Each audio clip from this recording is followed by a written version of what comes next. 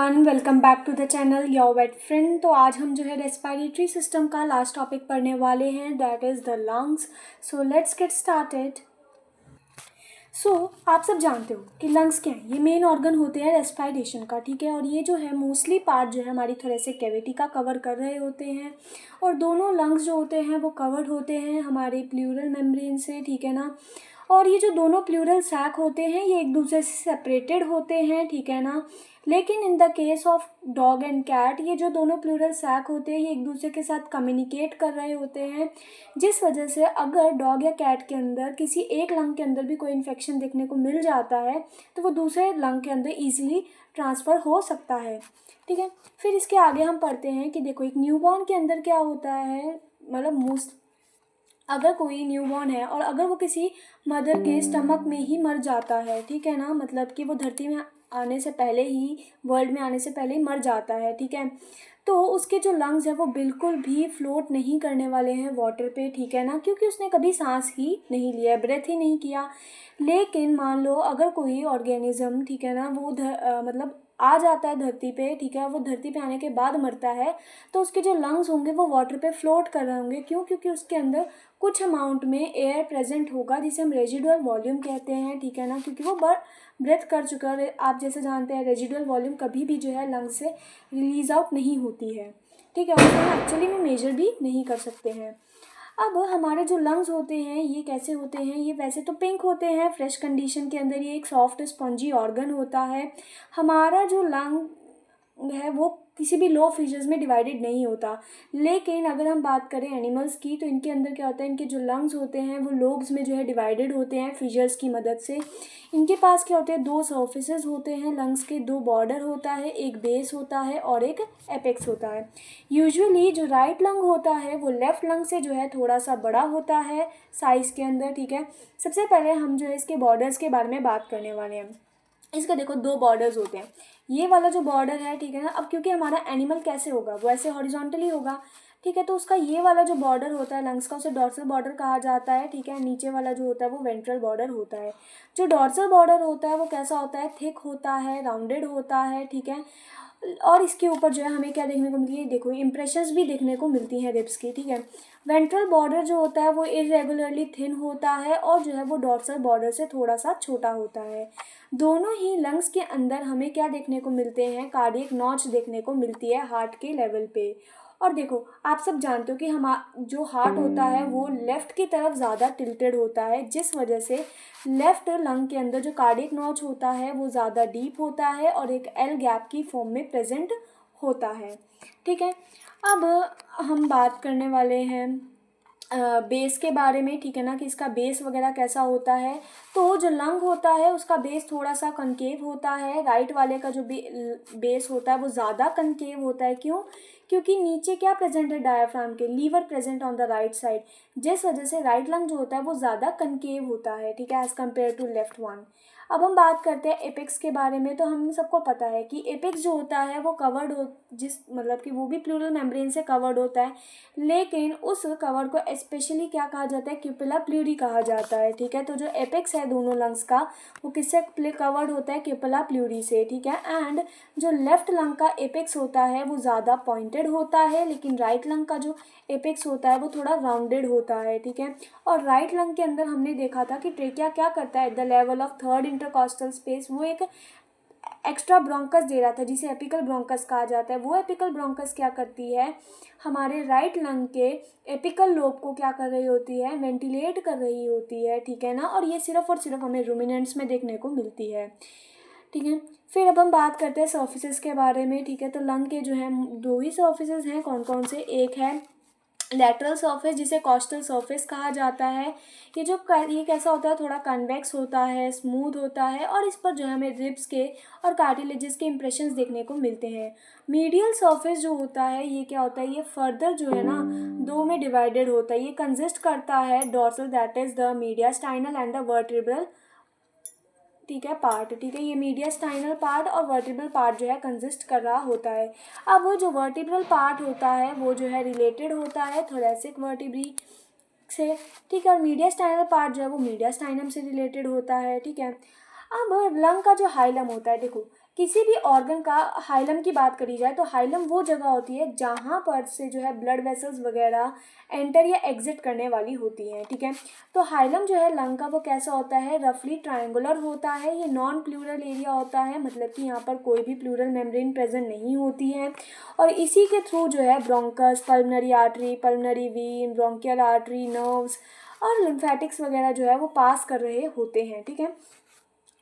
ये सब हमने पढ़ लिया था। और हमने ये भी पढ़ लिया था कि जो कार्डियक इम्प्रेशन होता है वो लेफ्ट लंग का लार्ज होता है, ठीक है, लेकिन राइट लंग का जो कार्डियक इम्प्रेशन होता है वो डीप होता है, ठीक है। अब इसके बाद अब हम आ जाते हैं लोब्स के ऊपर, ठीक है, कि आप देखो जो राइट लंग होता है ना उसके टोटल उसके अंदर जो है 4 लोब्स प्रेजेंट होते हैं और लेफ्ट लोब के अंदर जो है हमें 3 लोब्स देखने को मिलते हैं। अब राइट लंग के अंदर कौन कौन से 4 लोब्स देखने को मिलते हैं, apical lobe, cardiac lobe, diaphragmatic lobe और एक्सेसरी या फिर इंटरमीडिएट लोब। और लेफ्ट लंग के अंदर हमें जो 3 लोब देखने को मिलते हैं वो कौन कौन से होते हैं, एपिकल, कार्डियक एंड डायफ्रामेटिक। अब राइट लंग के अंदर जो डायफ्रामेटिक लोब होता है वो लार्जेस्ट होता है, ठीक है, और ये जो है डायफ्राम से रिलेटेड होता है। कार्डियक लोब जो होती है वो हार्ट से रिलेटेड होती है। एपिकल लोब जो है वो एपेक्स पे प्रेजेंट होती है, ठीक है, वो फर्दर डिवाइडेड होती है क्रेनियल और कॉर्डल पार्ट में पार्शियली डिवाइडेड होती है, ठीक है। एंड एक्सेसरी लोब जो होती है ये एक ट्राइंगुलर मास होता है जो अटैच्ड होता है डायफ्रामेटिक लोब से, ठीक है। इसी तरह से लेफ्ट लंग में जो एपिकल लोब होती है वो छोटी होती है, इसका जो कार्डियक लोब होता है वो एपिकल लोब के अलोंग होता है, ठीक है। और जो इन दोनों लोब्स के जो फीचर्स होते हैं वो उतने ज़्यादा डीप नहीं होते हैं, ठीक है। अब इसी के साथ अब हम बात, वैसे तो जो स्ट्रक्चर ऑफ लंग है ये आप हिस्टोलॉजी में पढ़ोगे तो मैं वहीं पे आपको बता दूंगी, वरना आप डायग्राम के थ्रू देखो। इसमें बस यही बता रखा है कि किस तरह से आगे पल्मनरी ये जो ब्रोंकाई है ये डिवाइड कर रही हैं और एल्वियोलस तक बन रहा है। देखो पर ये हमारा ट्रैकिया है, ट्रैकिया फर्दर डिवाइड करता है प्राइमरी ब्रोंकस में, फिर प्राइमरी ब्रोंकस फर्दर डिवाइड करती है लोबार ब्रोंकस या सेकेंडरी ब्रोंकस में, फिर लोबार ब्रोंकस फर्दर डिवाइड करती है टर्शरी में, फिर टर्मिनल ब्रोंकस, फिर इनिशियल ब्रोंक्योल, टर्मिनल ब्रोंक्योल, ठीक है, फिर टर्मिनल ब्रोंक्योल के बाद आता है रेस्पिरेटरी ब्रोंक्योल, फिर एल्वियोलर डक्ट एंड देन फिर एल्वियोलस आ रहा होता है। तो यही एक स्ट्रक्चर है हार्ट, ठीक है, लंग का। अब हम बात करते हैं पल्मनरी सर्कुलेशन। देखो लंग के अंदर ना ब्लड सप्लाई जो होता है वो 2 तरह से जाता है, एक होता है पल्मनरी आर्टरी वाला और एक होता है ब्रोंकियल आर्टरी वाला। पल्मनरी आर्टरी जो होती है जैसा कि हम जानते हैं ये क्या होता है, ये डीऑक्सीजनेटेड ब्लड कैरी करता है।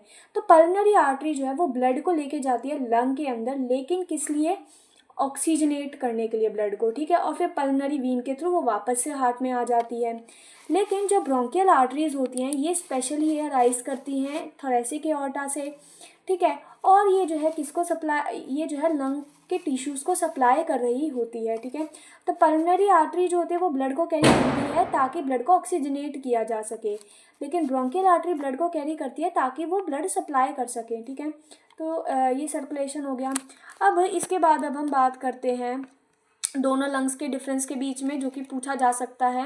ये सब तो हम पढ़ चुके हैं कि जो राइट लंग होता है वो थोड़ा बड़ा होता है लेफ्ट वाले से, यहाँ 4 लोब होते हैं, यहाँ 3 लोब होते हैं।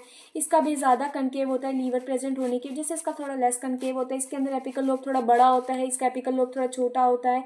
यहाँ कार्डियक इम्प्रेशर डीप होती है लेकिन यहाँ पर थोड़ी वाइड होती है लेफ्ट वाले में, बिकॉज हार्ट आता है, ठीक है, हार्ट ज़्यादा टिल्टेड होता है यहाँ पे। और एपिकल ब्रोंकस इसके अंदर प्रेजेंट होती है, इसमें एब्सेंट होती है। इसमें जो 4th लोब प्रेजेंट थी वो थी इंटरमीडिएट लोब, यहाँ पर इंटरमीडिएट लोब एब्सेंट होती है। अब इसके बाद हम थोड़े डिफरेंशियल फीचर्स के बारे में बात करते हैं कि हॉर्स में, डॉग में और पिग के अंदर क्या डिफरेंशियल फीचर्स हैं, ठीक है। तो हॉर्स की बात करें तो हॉर्स की जो नेज़ल कैविटी होती है वो कंपैरेटिवली लार्जर होती है और नैरोअर होती है।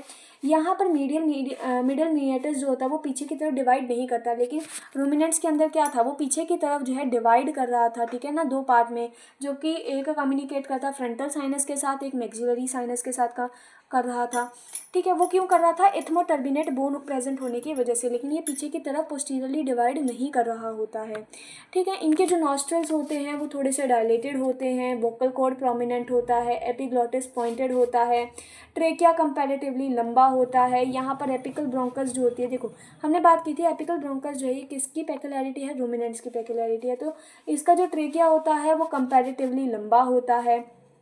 और इसका जो एपिकल ब्रोंकस होता है वो इसमें एब्सेंट होता है, ठीक है। एंड एपिकल लोब जो होती है राइट लंग की वो उतनी बड़ी नहीं होती है जैसे कि ऑक्स के अंदर देखने को मिलती है।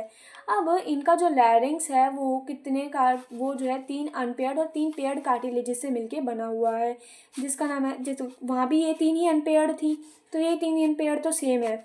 अब 3 पेयर में एक तो हो गई आर्टिनेटर, 2 और आ जाती हैं, that is corniculate and cuneiform. अब हम बात करते हैं रेस्पिरेटरी ऑर्गन ऑफ डॉग के बारे में। तो इनके जो नॉस्ट्रल्स होते हैं वो कोमा शेप्ड होते हैं, ये एमसीक्यू में पूछा जा सकता है। एंड यहाँ पर जो एक्स्ट्रा कार्टिलेज प्रेजेंट होती है that is the cuneiform cartilage, ठीक है। एंड यहाँ पर फीचर्स जो होते हैं वो ज़्यादा डीप होते हैं, लोब्स ज़्यादा प्रोमिनेंट होते हैं, लेकिन हॉर्स के केस में फीचर्स उतने ज़्यादा डीप और प्रोमिनेंट नहीं होते लोब्स, ठीक है। यहाँ पर लेरेंजियल कार्टिलेजेस बिल्कुल सिमिलर होते हैं जैसे कि हॉर्स के अंदर, ठीक है ना। यहाँ पर राइट लंग के अंदर क्या होता है, 4 लोब होते हैं और लेफ्ट लंग में 3 लोब होते हैं एक्सेप्ट 2 लोब, ठीक है। यहाँ भी 3 लोब होते हैं।